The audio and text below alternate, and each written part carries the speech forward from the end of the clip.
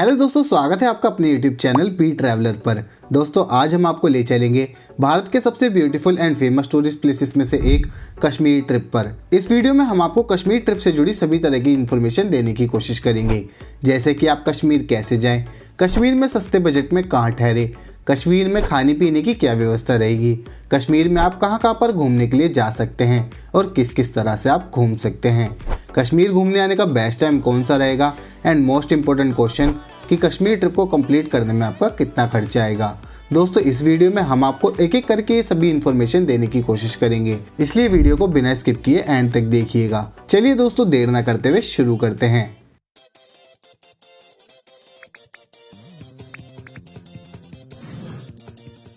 कश्मीर एक ऐसी खूबसूरत जगह जहां हर कोई लाइफ में कम से कम एक बार तो आकर घूमना चाहता है, क्योंकि कहते हैं ना कि आंखें हर खूबसूरत नज़ारे को देखना चाहती हैं जो स्वर्ग जैसी हों, और कश्मीर उतना ही ब्यूटीफुल है। कश्मीर दुनिया के सबसे पॉपुलर टूरिस्ट प्लेसेस में से एक है, जहां दुनिया भर से टूरिस्ट ब्यूटीफुल नेचर्स ब्यूटी का दीदार करने के लिए आते हैं। कश्मीर एक ऐसी जगह है जहां की नेचर्स ब्यूटी, ब्यूटीफुल लेक्स और कश्मीर की ब्यूटीफुल स्नोफॉल देखने को मिलती है। यहाँ पर कपल्स अपने हनीमून को सेलिब्रेट करने के लिए आते हैं, और यहाँ पर स्नोफॉल में होने वाली एडवेंचर एक्टिविटीज़ तो हर टूरिस्ट की पहली पसंद रहता है। एंड समर सीजन में कश्मीर के हरियाली भरे नज़ारे काफ़ी खूबसूरत लगते हैं, जहाँ नदियों, झीलों, वादियों और पहाड़ों के मनोरम दृश्य मन मोह लेते हैं। कश्मीर फेमस है अपनी green valley, gondola ride and Gulmarg और सोनमर्ग की स्नो में होने वाली एडवेंचर एक्टिविटीज़ के लिए। और कश्मीर में आकर डल लेक में हाउस बोट में एंजॉय करना तो सबसे बेस्ट एक्सपीरियंस रहता है। इसी वजह से Kashmir family, friends and couple की फेवरेट प्लेस है। और अगर आप भी इस साल कश्मीर घूमने के लिए आना चाहते हैं तो आपको सबसे पहले ये जानना होगा कि आप कश्मीर तक कैसे पहुंच सकते हैं।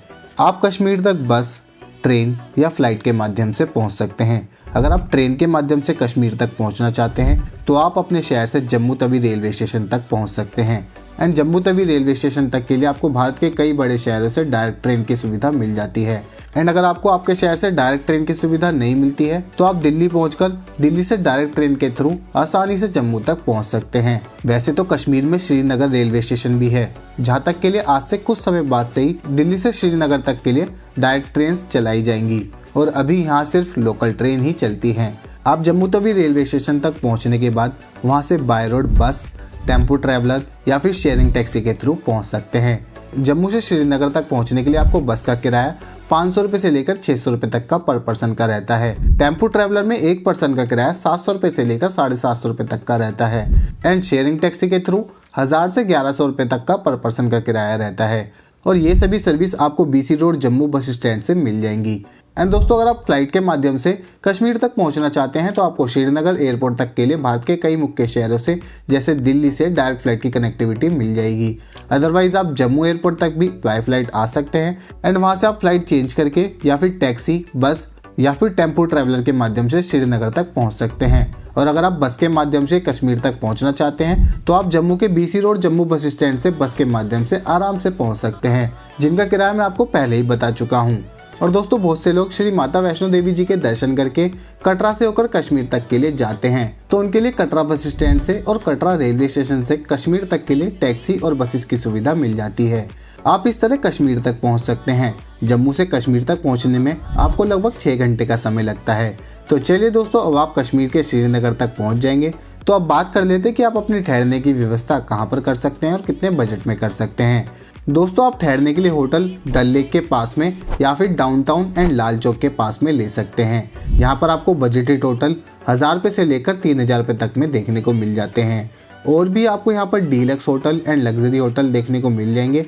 आप अपने बजट के हिसाब से इन होटल में ठहर सकते हैं। अगर बात करें यहाँ पर खाने पीने की व्यवस्था की, तो आपको पूरी कश्मीर ट्रिप में खाने पीने की कोई समस्या नहीं होगी।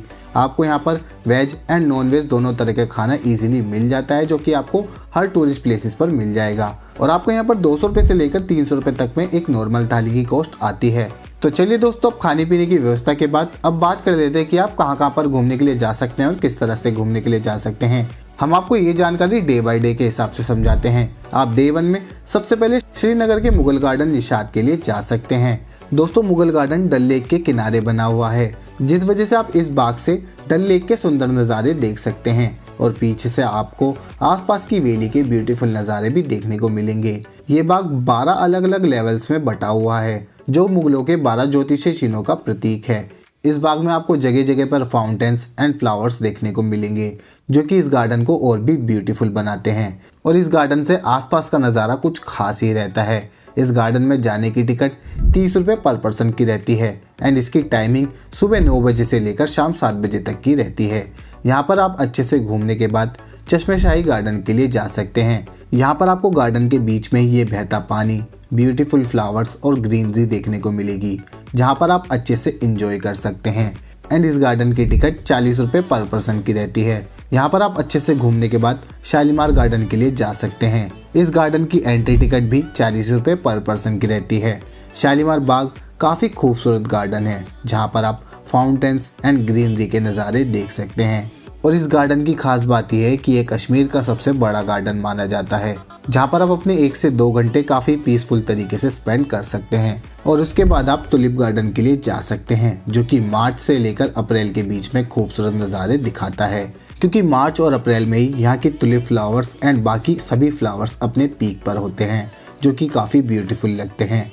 इसलिए अगर आप मार्च और अप्रैल के बीच में कश्मीर आ रहे हैं तो ये जगह आप अपनी लिस्ट में ज़रूर शामिल रखिएगा, क्योंकि इस समय इसकी खूबसूरती काफ़ी बढ़ जाती है।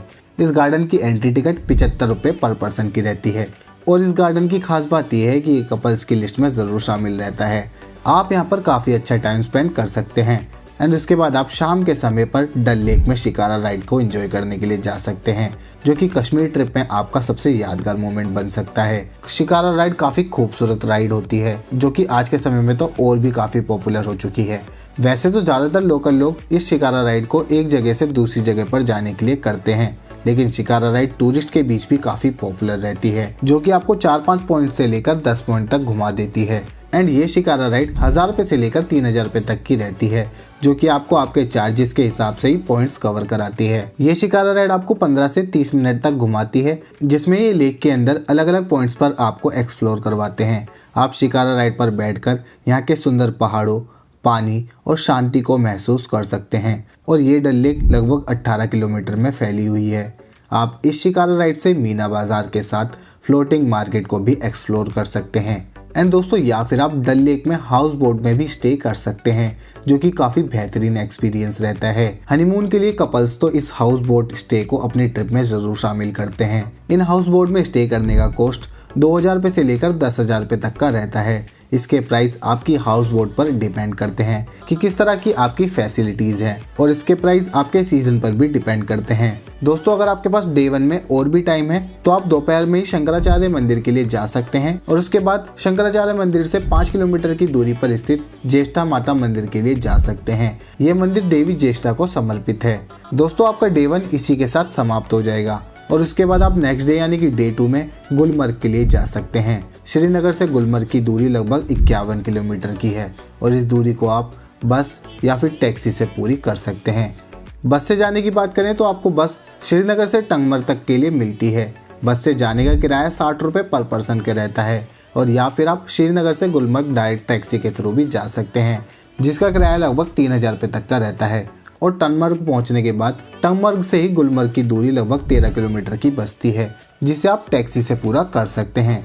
अब आप गुलमर्ग पहुंच जाएंगे तो अब आप अपना स्टे चाहें तो गुलमर्ग का डे 2 करके श्रीनगर में ही कर सकते हैं, या फिर आप गुलमर्ग में भी एक दिन का स्टे ले सकते हैं। गुलमर्ग में बजटी टोटल आपको 2000 रुपये से लेकर 3000 रुपये तक में देखने को मिल जाते हैं, जो कि श्रीनगर के मुकाबले थोड़े महंगे रहते हैं, और इनके प्राइस यहाँ पर सीजन पर भी डिपेंड करते हैं, तो इस बात का भी ज़रूर ध्यान रखिएगा।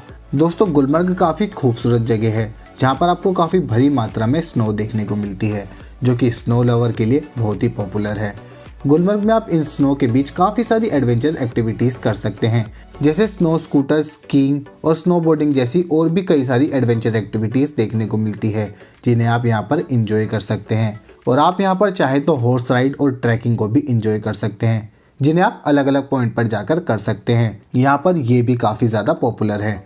एंड गुलमर्ग में आप रोपवे राइड भी कर सकते हैं, जिसे गोंडोला राइड कहते हैं। दोस्तों, इस राइड को आप ज़रूर करिएगा।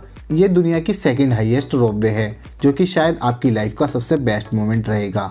काफ़ी अमेजिंग एक्सपीरियंस होता है इस गोंडोला राइड को करने का। ऊपर रोपवे से आपको कश्मीर के कुछ ऐसे अमेजिंग नज़ारे देखने को मिलेंगे जिसे देखने के बाद शायद आप इसे स्वर्ग ही कहेंगे। गोंडोला राइड 2 फेज़ में होती है। फेज़ 1 जो कि लगभग 15 मिनट की रहती है, इसकी टिकट 1000 रुपये पर पर्सन की रहती है एंड फेज़ 2 की टिकट 800 रुपये पर पर्सन की रहती है, क्योंकि फेज़ 2 से ही काफ़ी अलग नज़ारे देखने को मिलते हैं। और आप इस बात का ज़रूर ध्यान रखिएगा कि आप इस गोंडोला राइड की टिकट कम से कम 1 वीक पहले ही बुक करके रखें, क्योंकि इसकी बुकिंग आप सिर्फ ऑनलाइन ही कर सकते हैं। आप पूरा डे 2 यहाँ पर एंजॉय कर सकते हैं एंड गुलमर्ग में आपको खाने पीने की टेंशन भी लेने की कोई ज़रूरत नहीं है, क्योंकि यहाँ पर आपको ईजिली खाने की सुविधा मिल जाती है, क्योंकि आपको खाने पीने के ऑप्शन भी यहाँ पर काफ़ी सारे देखने को मिल जाएंगे। और इसी के साथ आपका डे 2 भी समाप्त हो जाएगा। अब आप उस रात अपने होटल में रेस्ट करने के लिए जा सकते हैं एंड उस रात अपने होटल में रेस्ट करने के बाद नेक्स्ट डे यानी कि डे 3 में सोनमर्ग के लिए जा सकते हैं। श्रीनगर से सोनमर्ग की दूरी लगभग 80 किलोमीटर की है, जो कि आपको सोनमर्ग तक पहुंचा देती है एंड इसमें टिकट आपकी 90 रुपये से लेकर 100 रुपये तक की पर पर्सन की रहती है। दोस्तों, सोनमर्ग भी बहुत ही ब्यूटीफुल प्लेस है, जो कि कश्मीर आने वाले टूरिस्ट के बीच काफ़ी पॉपुलर रहता है।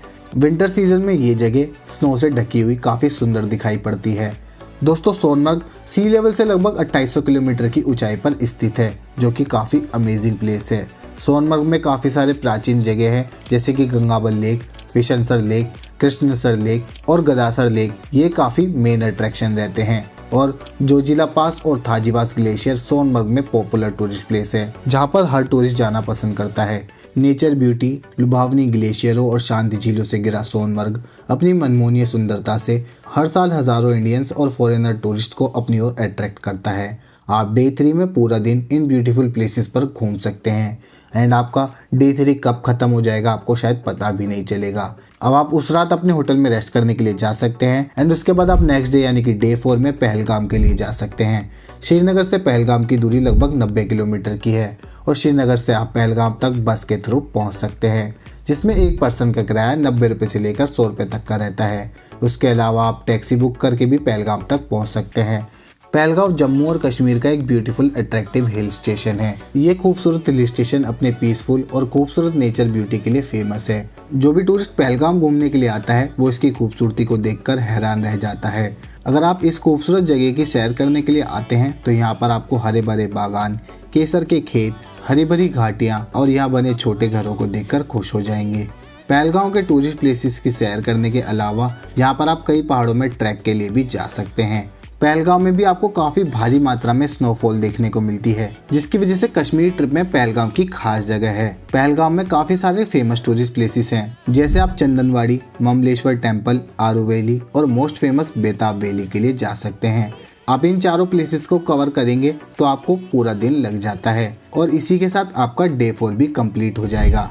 और डे 5 में आप श्रीनगर में ही लोकल घूमिए, काफ़ी अच्छा एक्सपीरियंस रहता है एंड आप अच्छी फोटोशूट भी कर सकते हैं एंड खाने पीने के लिए आपको पूरे कश्मीर ट्रिप के दौरान कोई टेंशन लेने की ज़रूरत नहीं है एंड उसके बाद आप वापस अपने घर के लिए लौट सकते हैं। यहीं पर आपका कश्मीर ट्रिप भी कंप्लीट हो जाएगा। और दोस्तों, आप कश्मीर ट्रिप के लिए 4 नाइट्स एंड 5 डे की ट्रिप प्लान कर सकते हैं। एंड अगर बात करें कि कश्मीर घूमने आने का बेस्ट टाइम कौन सा रहेगा, तो दोस्तों कश्मीर में आप साल के किसी भी दिन आ सकते हैं। आप अगर सर्दी के मौसम में यहाँ पर आना चाहते हैं तो आप नवंबर से लेकर फरवरी के बीच में आ सकते हैं। इस टाइम पर आप स्नोफॉल का मज़ा लेने के लिए आ सकते हैं, जो कि काफ़ी बेस्ट टाइम रहता है। इस दौरान आपको घाटी स्नोफॉल से ढकी हुई दिखाई देती है, लेकिन हैवी स्नोफॉल के टाइम पर कुछ रास्ते बंद कर दिए जाते हैं, तो उस चीज़ को भी ध्यान में रखकर ही प्लान बनाइएगा। एंड अगर आप नॉर्मल सीजन यानी कि शरद ऋतु के महीने में यहाँ पर आना चाहते हैं तो आप सितंबर से लेकर नवंबर के बीच में आ सकते हैं। इस टाइम पर आपको साफ आसमान और कम टूरिस्ट देखने को मिलेंगे ही, साथ में आपको कश्मीर की अलग प्राकृतिक सुंदरता का अनुभव करने को मिलेगा। एंड अगर आप समर सीजन में यहाँ पर आना चाहते हैं तो आप सुहावने मौसम और खूबसूरत नज़ारों को देखने के लिए यहाँ पर आ सकते हैं, जो कि काफ़ी अलग एक्सपीरियंस रहता है। इस समय आपको गर्मी देखने को नहीं मिलती है, बल्कि आपको प्लीजेंट सा मौसम देखने को मिलता है, जो कि काफ़ी अच्छा मौसम रहता है। आप अपने हिसाब से इनमें से किसी भी सीजन में आ सकते हैं। और दोस्तों, अगर आप 2 लोग कश्मीर घूमने के लिए आ रहे हैं तो आपका एक पर्सन का खर्चा 17,000 रुपये से लेकर 18,000 रुपये तक का आएगा। इसमें मैंने आपका किसी भी तरह का शॉपिंग का खर्चा या फिर एक्स्ट्रा खर्चे को इंक्लूड नहीं किया है। तो दोस्तों ये थी कश्मीर ट्रिप से जुड़ी सभी तरह की जानकारी। आई होप आपको मेरी इस वीडियो से कश्मीर ट्रिप से जुड़ी सभी तरह की जानकारी डिटेल में मिली होगी। अगर फिर भी कोई क्वेश्चन मुझसे छूट गया है तो आप हमें कमेंट करके पूछ सकते हैं या फिर आप हमें फेसबुक या इंस्टाग्राम पर मैसेज करके भी पूछ सकते हैं। हम आपको वहाँ पर भी इसी तरह की जानकारियाँ देते रहते हैं। तो दोस्तों आज की इस वीडियो में बस इतना ही। आई होप आपको मेरी ये वीडियो पसंद आई हो। अगर आपको मेरी ये वीडियो पसंद आई तो वीडियो को लाइक करें और अपने दोस्तों और परिवार के साथ वीडियो को ज़्यादा से ज़्यादा शेयर करें। एंड ऐसी ही और वीडियोस को देखने के लिए चैनल को सब्सक्राइब करें एंड बेल आइकन को प्रेस करना ना भूलें ताकि आने वाली इसी तरह की और भी वीडियो को आप सबसे पहले देख सकें। और दोस्तों अगर आपको ये वीडियो सच में अच्छी लगी हो तो आप अपना एक प्यारा सा कमेंट ज़रूर लिख कर जाएँ। मिलते हैं एक और इन्फॉर्मेटिव वीडियो के साथ, तब तक के लिए थैंक यू सो मच। जय हिंद।